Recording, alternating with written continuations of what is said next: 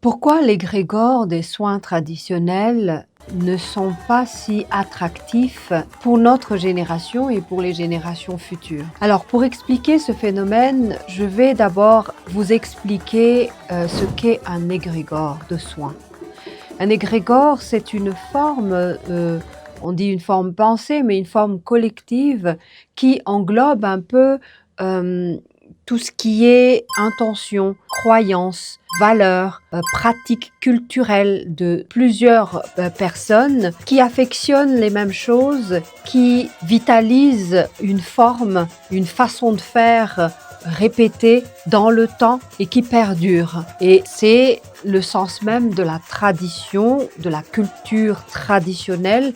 C'est parce que ça s'est transmis et la pratique reste. L'égrégore de soin en lui-même, du soin traditionnel, est rattaché aussi donc à un noyau de base. La tradition dans laquelle je vis, c'est une tradition africaine de Madagascar. Donc, la base du soin traditionnel se pratique en fait en famille. Et la pratique en soi du soin se transmet de génération en génération, surtout par la lignée maternelle. Cette façon de faire pérennise l'égrégore et le renforce en termes énergétiques. Donc une fois que cet égrégore de famille, ensuite cet égrégore de communauté de femmes et cet égrégore aussi peut-être de nation carrément se renforce et grandit. Donc dedans, il y a plusieurs choses. Il y a des codes qui sont inscrits dedans. Les codes, c'est quoi? C'est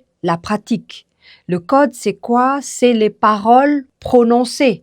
Ça peut être des mantras, ça peut être des décrets, ça peut être des lois qui sont de l'ordre d'une structure mentale, permet à ce que le socle soit bien solide. Comment est exprimé le soin à l'intérieur de cet égrégore?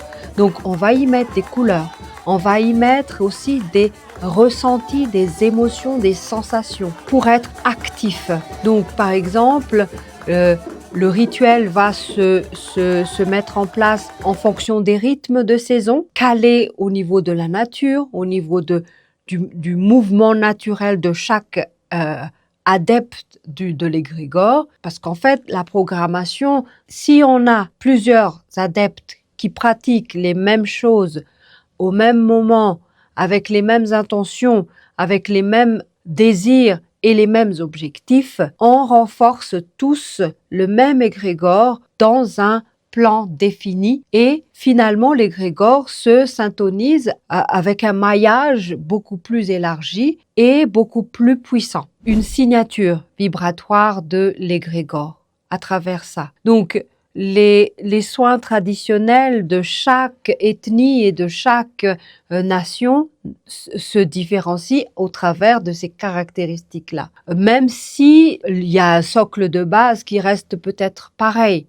Si vous observez les pratiques, par exemple, très tribalistes de plusieurs continents, on y verra à peu près les mêmes choses. Il y aura une dénomination aussi qui va finalement catégoriser tous les égrégores parmi tous les égrégores du même domaine, par exemple le domaine des soins. On va finalement étiqueter, bon, ça c'est du chamanisme, ça c'est du vaudou, ça c'est quelque chose qui est de l'ordre de la magie blanche, ça c'est de l'ordre de la magie noire. Leur donner encore plus de caractère et d'individualité. Alors, quelle est donc la force d'un égrégore de ce type? C'est le nombre d'utilisateurs. Peu importe les égrégores, hein, c'est pareil. C'est le nombre d'adeptes, donc les personnes qui le pratiquent au quotidien. La fréquence des cultes, bien évidemment, c'est un système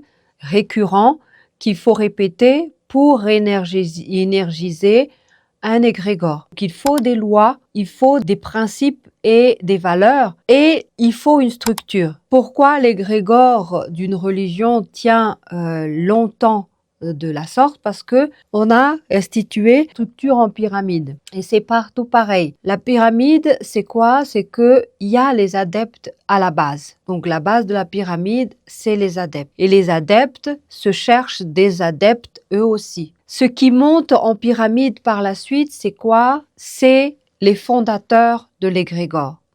Les fondateurs de l'égrégore, finalement, deviennent un groupe du noyau dur qui vont être les gardiens un peu de la structure tout entière, l'égrégore. Par exemple, l'égrégore d'une nation est constitué aussi en pyramide avec le peuple tout en bas qui va élire les gouvernants en haut qui vont être les représentants des porte-paroles de l'égrégore de la nation quelconque pour agir en lieu et place de toute la population qui sert un peu de batterie d'énergie pour maintenir en vie l'égrégore nation. Et ce qui est dangereux dans ce sens, c'est que d'abord, quelle est l'intention première d'un fondateur d'un égrégore? Est-ce que son intention est positive ou négative? Tout dépend de comment paramétrer l'égrégore. Alors de base, l'égrégore, c'est une condensée d'énergie. C'est comme une grosse pile d'énergie qu'on emmagasine au fur et à mesure dans le temps et en fonction du nombre d'adeptes et d'adhérents. Là, on ne parle pas de positif ou négatif, mais on parle de structure, on parle de mécanisme. C'est au travers ça que on va utiliser ce mécanisme dans un but de bien ou dans un but malfaisant. L'égrégore traditionnel, donc, va être orienté dans un sens positif ou dans un sens négatif. Je prends l'exemple de ceux qui, par génération, de lignée en lignée, se retrouvent avec des dons. Et ces dons-là, c'est pas quelque chose qui tombe du ciel, non. C'est une ouverture que la lignée ancestrale donne à ses descendants pour accéder à l'égrégore qu'ils ont créé auparavant. C'est ça la nature du don. Le don, c'est le paquet d'énergie qui a été condensé durant les pratiques ou les soins que nos ancêtres ont effectués dans leur vie. Et finalement, on a une personne qui correspond à tout point à un profil qui peut canaliser cet égrégore-là et le remettre au goût du jour. Et c'est là qu'on dit on a acquis un don de notre lignée ou de nos parents. Par la suite, avec nos dons qu'on a hérités de nos ancêtres, l'égrégore qu'on a canalisé et qu'on utilise, c'est comme un capital qu'on nous lègue en héritage. Si on ne connaît pas notre origine, c'est-à-dire est-ce que nos ancêtres étaient des guérisseurs positif ou négatif, on va parler de dons négatifs, de capacité à canaliser le mal plus que personne d'autre. Donc ici, on va hériter même des démons, des entités négatives du bas astral et tout le reste que nos ancêtres ont entretenu tout au long de leur pratique négative. Ce nouveau porte-fanion qui a été désigné comme porteur de l'égrégore ou porte-parole de l'égrégore familial ou ancestral ou je ne sais pas de quelle communauté c'est, tout dépend aussi de comment il va utiliser ce capital-là. Tout dépend aussi de la nature même de la personne et sa capacité à canaliser cette force. Parce que il y a des cas où la personne n'a pas assez d'épaules pour porter l'égrégore que sa famille ou son ancêtre ou tout ça ont créé auparavant. Et au lieu que ce soit bénéfique, ça devient quelque chose de très, très malsain. Donc, pour répondre à la question pourquoi les égrégores des soins traditionnels sont-ils aussi fragilisés et ne sont pas aussi attractifs?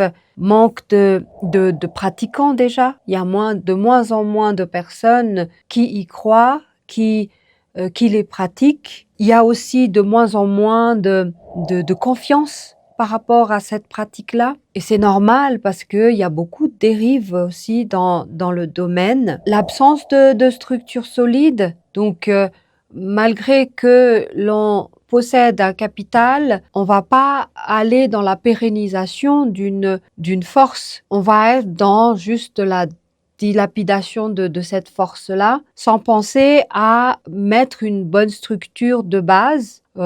Pourquoi pas remettre ça au goût du jour? Il y a des choses qui restent fondamentales, on est d'accord. Mais dans la pratique, il faut donner une nouvelle promesse, une nouvelle souffle de vie qui se relie à la réalité dans lequel on vit. Si on me pose la question comment peut-on sortir les soins traditionnels de l'ombre, c'est d'abord éliminer les obstacles des personnes qui ne sont pas séduits par ce monde-là. Par exemple, pourquoi toi tu n'irais pas voir un tradit praticien? C'est peut-être que tu n'as pas confiance. Donc c'est sur ce terrain qu'il faudrait que les soins traditionnels apportent beaucoup plus de visibilité.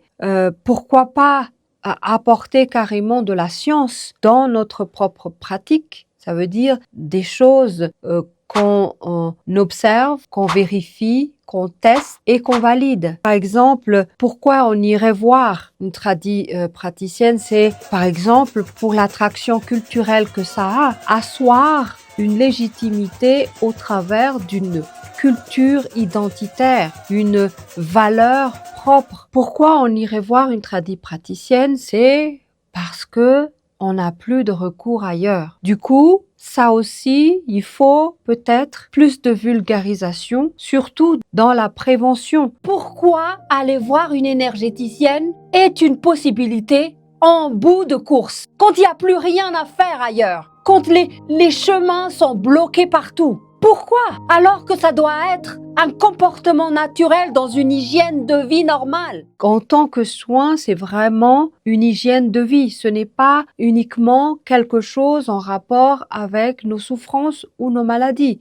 Même si c'est imbriqué. Une pratique profondément culturelle, profondément ancrée dans qui on est. Pourquoi ça a été si simple et facile dans le sphère familiale de se transmettre et de se soigner de façon traditionnelle? C'est parce que l'éducation vient du noyau de la mère. Et si la mère t'enseigne à te masser de cette manière ou t'enseigne à prendre une décoction ou de ci ou de ça au quotidien lorsque tu as tes bobos récurrents, là, ça ancre déjà une hygiène de vie dans la tradition et dans la culture même de la personne. Chose que l'on perd de plus en plus. Pourquoi? Parce que le noyau même, le socle de la famille est éparpillé. Comment les soins traditionnels peuvent-ils sortir de l'ombre? Donner la crédibilité, c'est-à-dire instaurer une science de notre thérapie. Mettre au goût du jour aussi les traditions en ayant le courage de remettre aussi en question des choses qui sont obsolètes. D'autant plus que l'ère du Verseau dans lequel on est, donne aussi ce nouveau souffle pour rendre accessible notre pratique. Et troisième point, bien choisir l'égrégore avec lequel on interagit et on grandit. Par exemple, pour ma part, j'ai opté pour choisir l'égrégore qui est la base même des soins traditionnels de ma culture, c'est la mère. Quelque chose d'universel, ça a un archétype déjà bien établi et bien ancré, l'inconscient collectif qui est contributif de cet égrégore de la mère, mais pour moi, je vais le décliner en une façon de soigner, une thérapie qui est dans cette nature vibratoire de la mer, parce que ça correspond à ma culture, ça correspond à mon énergie et ça correspond également à l'objectif vers lequel je tends, parce que par exemple, prendre les lois de Mahat comme socle de ma science, c'est aussi permettre à ce que ça se pérennise dans une posture divine. La Mahat, c'est quoi? C'est l'harmonie, l'équilibre, l'ordre, la vérité, la justice. Je canalise cette énergie qui ne date pas de maintenant, qui est très ancestrale, très lointain. Donc voilà une façon, en tout cas pour moi, d'amplifier et de régénérer à chaque fois ma thérapie et ma vision, ma conscience des soins traditionnels et leur pérennisation.